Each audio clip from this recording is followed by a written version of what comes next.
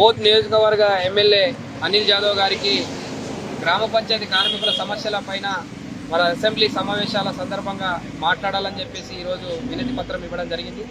ఏదైతే గ్రామ పంచాయతీ కార్మికులు కోరేటివి గొంతమ్మ కోరికలు కావు. ఇలా గ్రామ పంచాయతీ కార్మికులు మల్టీపర్పస్ విధానం వల్ల అనేక పనులు గ్రామాలలో చేస్తున్నారు. మరి పని కావచ్చు, ఇతర సమస్యలన్నింటినీ మరి ప్రభుత్వము మరి గ్రీన్ సిగ్నల్ ద్వారా వారికి వేతనాలు వేస్తామని చెప్పేసి పదే 13 సార్లు రాష్ట్ర ప్రభుత్వము హామీ ఇవ్వడం జరిగింది. కానీ ఇప్పటి వరకు గ్రామ పంచాయతీ కార్మికులకు వారి ఖాతాల్లో డబ్బులు వేయలేని పరిస్థితులు ఉన్నాయి. ఇవాళ రాష్ట్రంలో గ్రామ పంచాయతీ కార్మికులు పెద్ద ఎత్తున మరి అనేక పనులు చేస్తున్నటువంటి పరిస్థితులు ఉన్నాయి. ఇవాళ మరి ప్రభుత్వము మరి కార్మికులకు ఇవ్వాల్సినటువంటి వేతనాలు ఇవ్వకపోవడం చాలా బాధాకరం అని చెప్పేసి సందర్భంగా సిఐటిగా డిమాండ్ చేస్తున్నాము. మరి కార్మికులకు 3 నెలల నుంచి వేతనాలు లేవు. ఇవాళ వాళ్ళకు చాలని వేతనాలతోటి ఇలా గ్రామ పంచాయతీ కార్మికులు పనిచేస్తున్నారు. ఇవాళ గ్రామాలలో సర్పంచుల వేధింపులు కూడా పెరిగినాయి.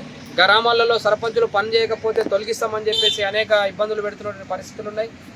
టైమింగ్ సంబంధించినటువంటి దాంట్లో కూడా టైమింగ్ స్కేల్ కూడా లేదు. ఇవాళ జియో 51ని తీసుకొచ్చింది, దాన్ని సవరించి మరి దాన్ని వెనక్కి తీసుకోవాలని చెప్పేసి సందర్భంగా ప్రభుత్వాన్ని హెచ్చరిస్తున్నాము.